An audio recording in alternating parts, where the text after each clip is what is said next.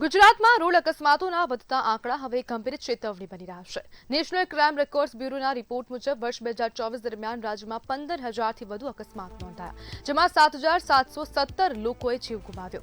સૌથી ચોંકાવનારી બાબત તો એ છે કે કુલ મૃત્યુમાંથી 82% કેસમાં ઓવર સ્પીડ મુખ્ય કારણ બની છે, એટલે કે ઝડપ હવે સીધી જીવલેણ સાબિત થઈ રહી છે। ટ્રાફિક નિયમો પ્રત્યેની બેદરકારી, મોબાઈલ પર વાતચીત, સીટ બેલ્ટ અને હેલ્મેટનો અભાવ તેમજ બેફામ ડ્રાઇવિંગ અકસ્માતોના મોટા કારણો છે। ખાસ કરીને હાઈવે અને શહેરોના વ્યસ્ત રસ્તાઓ પર યુવાનોમાં સ્ટન્ટ અને રેસિંગનો ટ્રેન્ડ પણ ખૂબ વધી રહ્યો છે અને તે ખૂબ જોખમી સાબિત થઈ રહ્યો છે। તંત્ર સતત જાગૃતિ અભિયાન ચલાવી તો રહ્યું છે, છતાં લોકો નિયમોનું પાલન કરતા નથી। ટ્રાફિક સિગ્નલ તોડવું, ખોટી દિશામાં વાહન હંકાવવું અને ઓવર સ્પીડ જેવી બેદરકારી અનેક પરિવારો માટે કાળ બની રહી છે। નિષ્ણાંતો માને છે કે માત્ર દંડ નહીં, પરંતુ જવાબદાર ડ્રાઇવિંગની સંસ્કૃતિ વિકસાવવી હવે જરૂરી બની છે, કારણ કે રસ્તા પરની એક ક્ષણની બેદરકારી આખું જીવન બદલી શકે છે અને અકસ્માતોની ઘટનામાં ખૂબ વધારો થઈ રહ્યો છે। અને આજ મુદ્દે આપણી સાથે ચર્ચા કરવા માટે વકીલ સલીમ સૈયદ જોડાઈ ગયા છે।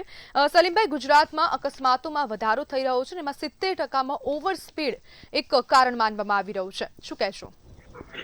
બેન, આપની વાત એકદમ સાચી છે મેડમ। જેમ આપે કીધું અને જેમ સર્વે થઈ રહ્યા છે એમ અત્યારે હાલમાં આપ અત્યારે ગાડી સામાન્ય રોડ ઉપરથી પણ નીકળશો તો ઘણા એવા નવયુવક અને જે અત્યારે નવા જેમણે ડ્રાઇવિંગ શીખ્યા હોય એવા કિશોર અવસ્થામાં જેટલા લોકો ગાડી લઈને નીકળે છે, પોતે જાણે ફિલ્મી સ્ટાઇલે સ્ટન્ટ કરે છે અને સ્ટન્ટની વૃત્તિ પણ દિવસે દિવસે વધી રહી છે। અને અત્યારે આ સામાન્ય જ્યારે કોઈ પરિવાર નીકળતો હોય તો એની આજુબાજુમાંથી એવા કિશોરો બહુ જ ઓવર સ્પીડમાંથી ગાડી લઈ અને સ્ટન્ટ કરતા અવારનવાર દ્રશ્યો ઘણી વખત જોવા મળે છે। એટલે આ જે સ્ટન્ટની વૃત્તિ છે અથવા તો ઓવર સ્પીડની વૃત્તિ છે એ દિન પ્રતિદિનમાં ઘણો વધારો થઈ ગયો છે અને એના લીધે પણ અકસ્માતમાં ખૂબ જ ગંભીર પ્રમાણમાં વધારો થઈ રહ્યો છે।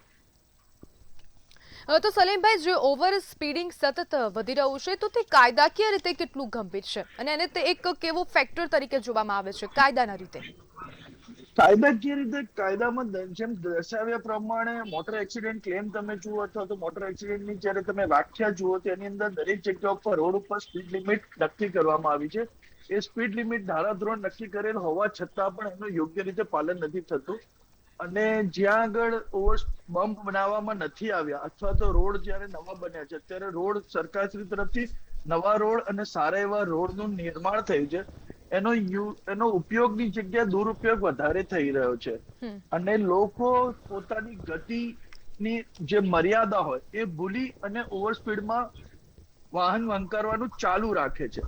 આપ જોશો તો સિટીની અંદર, હાઈવેની અંદર અને દરેક જગ્યાએ પોતપોતાની રીતે ગતિ મર્યાદા નક્કી કરેલી છે। એ ગતિ મર્યાદાનું ક્યારેય કોઈ રીતે કોઈ પાલન નથી કરતી। જો બિલકુલ, સલીમભાઈ, જોડાવા બદલ આપનો આભાર।